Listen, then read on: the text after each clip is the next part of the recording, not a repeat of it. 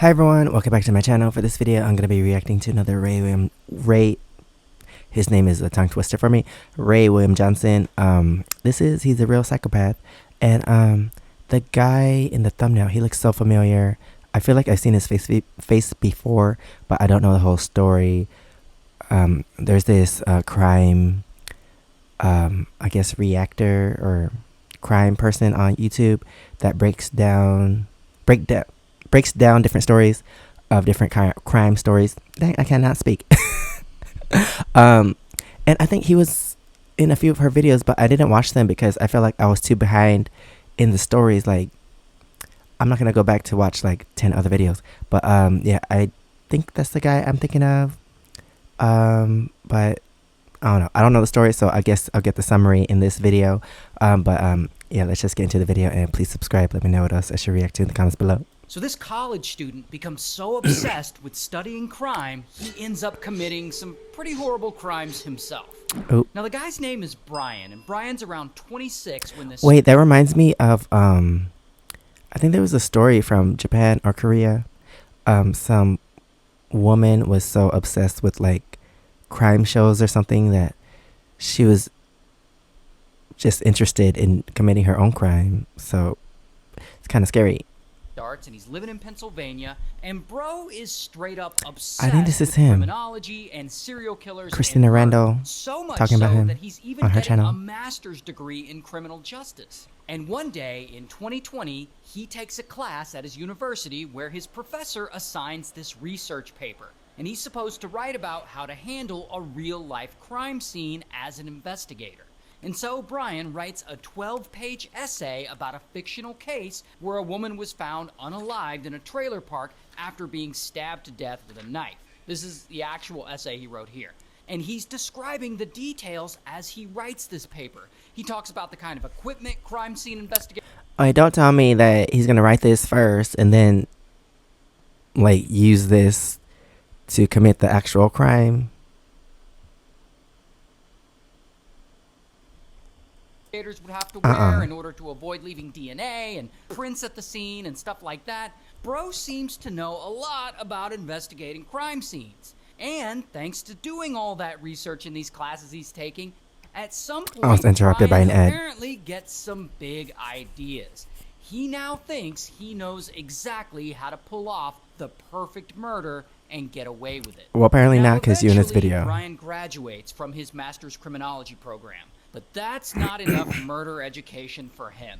He wants to get his PhD, and he finds a criminology program on the other side of the country, and so he moves from Pennsylvania all the way over to Washington, and he starts going to school there. And so it's 2022. Okay, so apparently this is going to lead up to a crime, but how are you going to spend all this money on school and stuff and education and then just end up in prison? So you still have to pay back the tuition, right? Pay all that money back, and then you gotta serve time for committing the crime. And Brian is 28 years old I don't now, understand and he's people. living in this new town trying to get his PhD. And he's, I'm guessing, still obsessed with murder. Now, Brian is also play video games, vegan, which unfortunately for him, vegan food is a little hard to find where he now lives. And so he starts going to a vegan food restaurant, which is technically in a different state, but only about 15 minutes away across state lines. Here's a picture of what year is this? Like, you can't order food online? This is likely where he sees this woman. Her name's Madison. And Madison's 21, and she works at the restaurant, and she's also a student at the University of Idaho nearby. Now, there's no evidence that Brian ever talks to her. However, it seems like he keeps thinking about her a lot, like an unhealthy amount. Because, like, a social media account with Brian's name likes a lot of Madison's pictures on Instagram. Later that summer, Brian's cell phone starts connecting with cell towers around where Madison lives. Surveillance videos from neighbors and businesses show Brian's car in the area. He's turned into a stalker. And so evidence is suggesting that he might be stalking her. And his interest in her goes on for months. Then, one night, I guess he decides he's gonna do it. He's finally gonna do the unthinkable. And so Madison is at her house that she rents, and this house is 3 stories. I guess her and a handful of college students live there.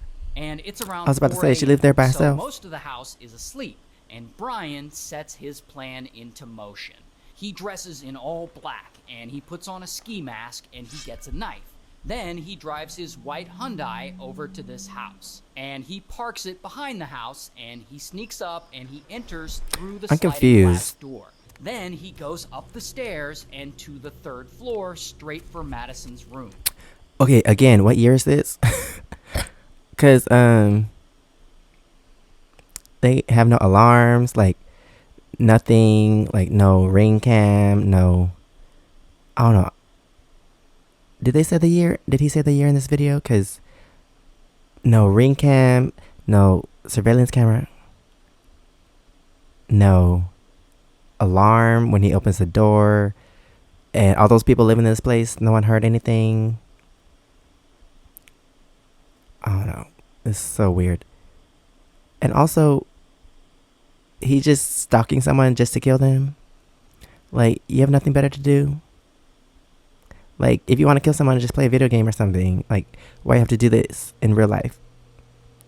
Like I said, he spent all this money on school, and now you just want to go to prison. I guess he knows which one is hers, probably because he's been watching her for a while. So he enters the bedroom, and Madison is asleep, but she's not alone. Her roommate is passed out in the bed next to her. And so Brian decides to take them both out, and he pulls out the knife he brought. And while they're still asleep, suddenly, bam, he stabs one of them multiple times. And as the other one wakes up, So bam, weird. he Like, does the why? same to her. Now, on the floor below them, another roommate is still awake, and she just got a DoorDash order. And I don't know if she heard what happened on the floor above her, but as Brian tries to leave the place, he unexpectedly comes across her. And so he gets his knife, and boom, he unalives her too. Then he goes into that roommate's bedroom where her boyfriend is sleeping, and he does the same to him. Then Brian Like, leaves. what's the reason? On his way out, another roommate spots him leaving the Like, he just wants to prove that he can commit the perfect crime.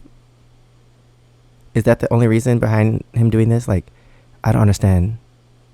So you stalk this one girl to wherever she lives, and then you end up killing 4 people. Like, I don't understand the reason behind it. the house wearing his It's, like, black so weird. clothes and ski mask, obviously looking suspicious as hell. And she's lucky he didn't get her too. Regardless, Brian leaves, and he gets away, and no one knows it was him. Because he's just a random PhD student who lives in a different town in a different state like 15 minutes away. He has no connection to the people Can we he just normalize murdered being in normal? that house. Plus, he's a smart dude, so he's going to be really hard to catch. And so, of course, police start investigating. But, unfortunately for them, they don't have a ton of information. I mean, they know the guy was wearing all black and wearing a black ski mask, and someone spotted a white Hyundai Elantra near the scene, so they figure he was probably driving that. But then they find a tan leather knife sheath at the murder scene. Apparently, Brian had dropped it during one of the stabbings. Maybe he's not as smart as he would like everyone to believe. Now, this leather knife sheath has some male DNA on it, but police don't know whose DNA it is. Like, it doesn't match anyone in their database. Meanwhile, Brian, the criminology expert, he works on covering his tracks. He changes his car registration to make it harder to find him. He scrubs his apartment and his office clean of any evidence that might be there. He does the same to his car. He's practically like taking it apart inside to clean everything. Bro is determined to get away with this and prove to himself that he's smarter than the police. While police, they're not done investigating. I mean, they got cell phone records and reports of sightings of a white Hyundai Elantra near the murder scene. And this leads them to Brian and his white Hyundai Elantra. And this is great that police have a lead, but they still don't have enough evidence to make an arrest. I mean, just because he drives the same model of car that was spotted at the murder scene doesn't make him guilty. And as crazy as Brian is, it looks like he really did pull off the perfect murder, and that they're never gonna be able to catch him. It's coming up. Because police found that leather knife sheath at the crime scene, which has the mystery male DNA on it, they come up with a plan to finally bust Brian. And they get the FBI and the local sanitation department involved. And one night, they go to Brian's family's house, I guess where his mom and dad live. and they secretly take some trash from the trash bin that's been set out on the curb to be picked up by the garbage truck or whatever. And they're hoping to find anything in there that might Wait, have a but does he family live there member's DNA right now? on it. And In this all moment? this trash, they find a Q-tip. And so they send this Q-tip over to the forensics lab. And on it, they find DNA that matches the father of whoever's DNA is on the knife sheath they found. Which means it's Brian's DNA on the knife sheath. Because you can actually tell if two people are related through their DNA. And since the DNA is a match, bam, they go and they arrest Brian. Here's his mugshot. And so Brian, he pleads guilty so that he doesn't get the death penalty. He's still in... And he hasn't been sentenced yet, but Yeah. he's probably gonna get life in prison. Good. And one of the unfortunate parts of this case is that because he pled guilty, there was no trial, which means we didn't get to learn why he did it and why he specifically chose these 4 victims. I mean, him trying to plan the perfect murder because he's obsessed with crime, that's probably true in my... Yeah, that's what I said too. Like, is that the only reason why? Just to see if he could pull it off? But apparently not, because he got caught. And if he was trying to do the perfect crime or murder or whatever, like, why he didn't think about all these other things?